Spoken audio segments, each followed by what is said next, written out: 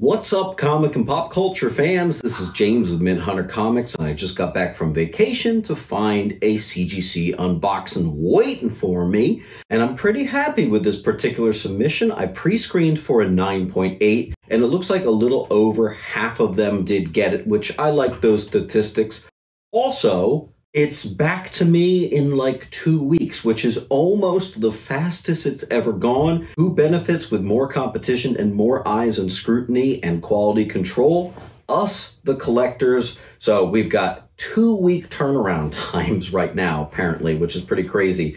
Admittedly, I have a couple much older submissions that haven't moved, but regardless, don't forget to like and subscribe. And for those of you in the area, I am doing 30% off everything that starts with an F. So Flash, Fantastic Four, at my antique shop located in Pennington, New Jersey. So make sure you come. It's gonna only be that way through February. So it's a little crowded here, so I'm just gonna get us started. Obviously, the first one I'm showing you is a Deadpool 65.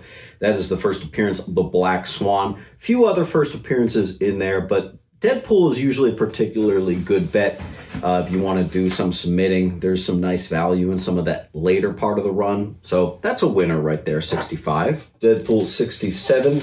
And I chose this one because Dazzler's just so hot right now. That particular cover has some popularity with people. I don't think that's any other key significance than just the cover. So first meeting maybe of Deadpool and Dazzler, who knows? But that's a fun one. Then we get the New Mutants #1. Again, this is not the first appearance of the New Mutants. It's actually like the second or maybe the third, but it's a #1 to the series, so I thought, what the heck, let's do it. Surprising value on that. That one is, I think, at $100 or under $100, so it's a pretty affordable one from the 80s. Basically, the two books that you ever want to get submitted from X Factor, which is 11, which for many years was considered the first domino. It's actually not. The first domino is actually this one, #8. Interestingly, the value still rests a bit more heavy on 11's side, even though #8 is the truer key in at least my eyes. Pretty affordable one, an easy one. Deathlock #1.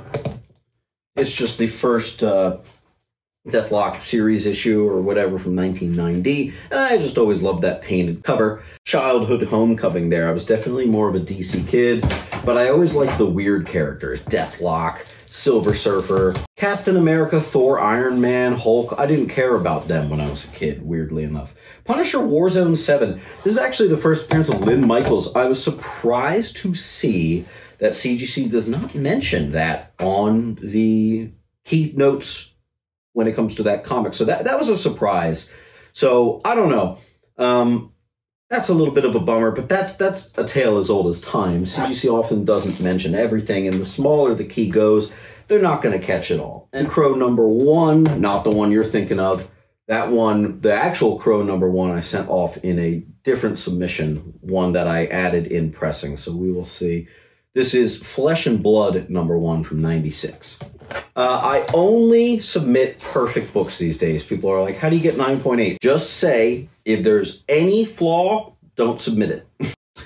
This is actually, I'm pretty sure, the first time I've ever successfully got a Hellblazer 1 out of it. First John Constantine solo series from 1988. And actually, there's a pretty nice dollar figure with that, so that helps me out big time, in time for the baby. So that's really good timing on that. Speaking of good dollar value, this is one I always try to submit. I usually don't get it, so it was nice to get it this time. First, Harley Quinn in DC continuity, 1999. Gorgeous Alex Ross cover. Again, a nice dollar value on that. Then we have the second ever appearance of Harley Quinn, which is 570. Also 1999. Second appearance of Harley Quinn right there. This is one that's got a nice dollar value that I've submitted in my submissions many times. I think I've gotten it like 4 times. It is a first print Killing Joke #1. That's always a nice, clean $200 in your pocket if you can get the 9/8 out of that. So that definitely works. It's a first appearance and cover appearance of Orca, who I think is one of the most underrated Batman rogues. That is awesome right there. I've been trying to get this for years. It is a particularly tough one to get because of the black spine. It's hard to find this one in near mint. It was from a time where Batman wasn't picked up as much too. So it's lower print, tough spine, and not many on the census. Really happy to get it, but I'm not loving the fact that it mentions nothing on the keynotes there. We're going to switch over here to our custom labels. Now, I got the Amalgam Comics blank UPC edition. These blank UPC editions came only in packs, collector's packs in the 90s, mainly from Toys R Us and a couple other places. If you don't know, that is the first appearance of Dark Claw mashup of Batman and Wolverine. So I actually swung for the custom label and got Wolverine on there, which is really awesome. So that is the version you want. Custom label, the rarer variant, and everything. That's pretty fun. All right, and then we have the first appearance of Bloodsport and Rough House. Wolverine number 4. I have submitted more Wolverine comics this year. Fun fact, do you know I have bought at least, off the top of my head, 4 full runs of Wolverine in the year 2023. Honestly, maybe even 5. So it seems to be the most popular run that gets sold to me as a whole lot. If you've seen me have a lot of Wolverine submissions this year, now you know why. We also have an iconic cover, number 27. Looking real good with that custom label right there. There we go. Yeah, that's just gorgeous. Yeah, that's just pretty. And then we've got Fantastic Four 347 from 1990. This is the first appearance of the new Fantastic Four, which includes Wolverine and I think Ghost Rider and Hulk and Spider-Man. I might be mixing that up, but I did swing for the custom label. Unfortunately, I looked at the fair market value of this, and it's much lower than I thought. It's actually like $50-$60 or something. So I don't know, maybe I'll just put that in the antique shop instead of on my eBay. eBay gets enough fees, and I do free shipping on eBay. So free shipping and something that's only worth like $50, it's barely worth the submission. So I'm going to have that at the antique shop. Then we have a custom label, Moon Knight 60, the very final issue, the Mark Platt cover. And I did swing for the custom label there, so obviously that looks great. And of all the Platt Moon Knights, I always found that this was the hardest. That black spine is killer. First appearance of Anya Corazon, Arana, right there. And I'm going to bring it to a claim sale because I actually have Amazing Fantasy. This is Amazing Fantasy 1. I have 2 through like 8 raw, so I'm probably going to sell it as a bundle, 1 graded and then the rest raw to whoever wants it. And it's nice to know that they were nice enough condition to get 9/8. Maybe I should have submitted them all, but actually that book's got a little bit of heat to it right now because this character is going to be in the Madam Web movie, which I don't care what people say, I am actually excited for. So if it's bad, it's bad. If it's good, it's good. I want it to be good so bad. I want the naysayers to be put in their place. We'll see, I guess, won't we? 282, believe it or not, that may be the first time I've actually successfully gotten that. This is often a book I include in my pre-screens, and it often doesn't get it. So, first appearance of Bishop, he's right there on the cover too. That's a great one, and that looks freaking killer with that custom label, man. Looking good. And now when it comes to the Death of Aunt May, so we're talking about ASM 400 here, folks. There's the main cover. It's got some value if you can get a 9.8. You're not going to be retiring off it or anything. But if you can, try to find yourself the one where you can actually see Spidey on the tombstone. That one's worth a little bit more in the 9.8 right there. In fact, it's actually north of $200, whereas the just regular old cover is like, I don't know, $50-$60. So looking really good with that custom label too.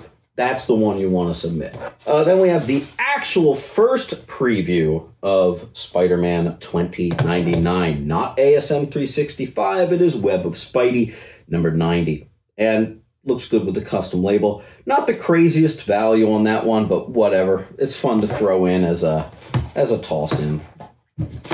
Then we have Spider-Man #1. I've never submitted this before because I normally submit higher value books, and there's a billion of these, so... But I thought, what the hell? And you know what? It does look really good with that custom label, so I just kind of had to. So I'm glad I did it.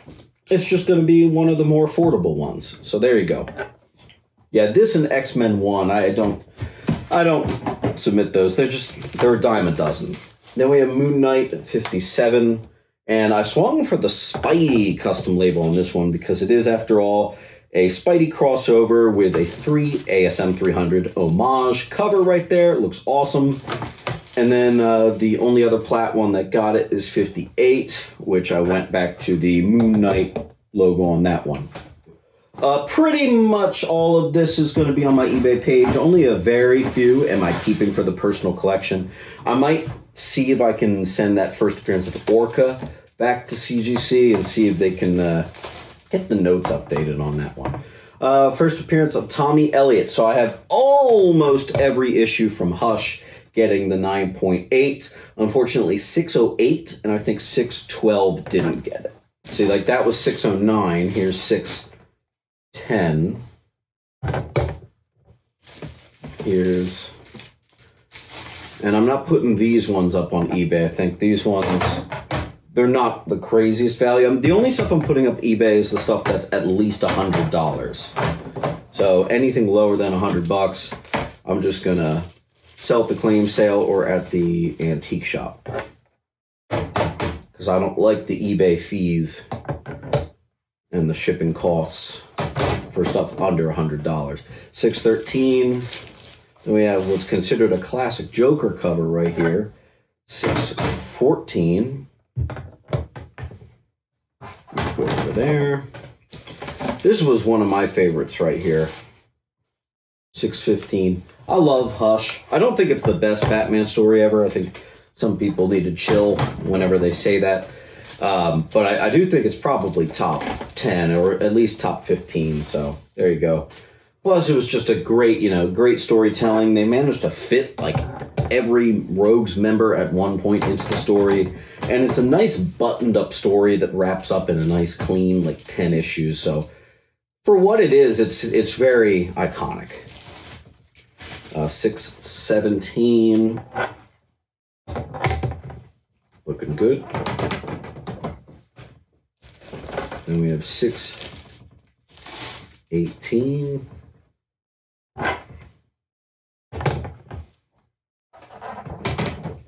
Okay, and keep in mind there are two variant covers of issue 619. So here's one.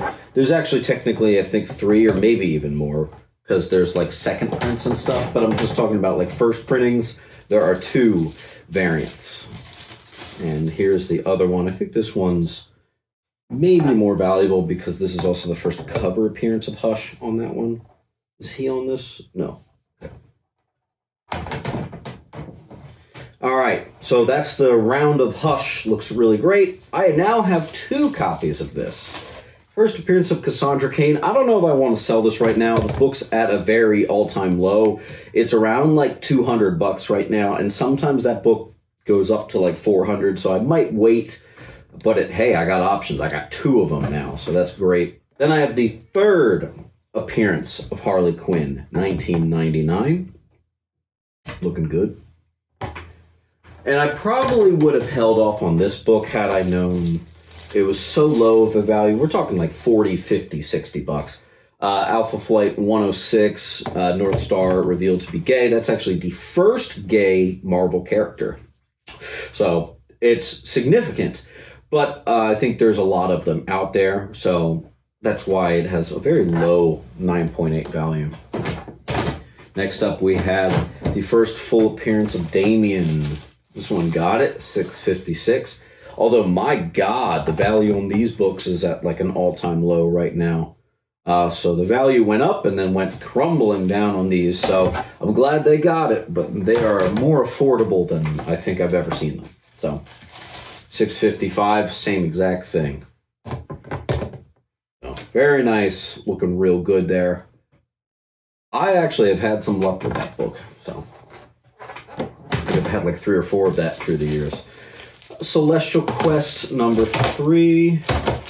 This is the first appearance of Mantis's son. I forget his name, Koi or Kuoi. I don't know. Celestial Quest number 3 from 2002. Looking good. I did get a New Mutants 98. I mean, excuse me, not 98. Wow, that was a Freudian slip. 87, first Cable. Don't get too excited. It is the second printing. Still pretty cool, but it's like the difference between the first and second printing is like the 9.8 is like $100, and then the 9.8 of like a first printing is like what, like 500 or something. Who knows? And the last book I'm excited about because I have tried to get this one many times throughout the years, and I have always failed. So this is the first time I've successfully got the 9.8. This is the first appearance of the Thunderbolts. Hulk 449. I don't know if you could tell, but I'm pretty happy with this submission. I think I clocked in at like 70% of all the books I sent in got the 9.8, so I think that's pretty good. There were some more heavy hitters I know that didn't get it. I'm having trouble remembering what they were. They're in a raw pile over there. I don't remember what they were, but whatever. I'm totally good with this, so I'm pretty happy, especially with this book in particular. So, oh, and that Hellblazer number 1, you can't beat that. So anyway, I'll see you all next week. Don't forget about that 30% off all February. Don't forget to come in. Don't forget to like and subscribe on your way out. And I will see you at the next video. Make sure to come down to Sentiment Depot Antiques and Collectibles, where I'm set up with all of my comics, located at 238 West Delaware Ave, Pennington, New Jersey. Open every day except for Monday and Tuesday. Enjoy 10% off from Wednesday to Friday. See you there.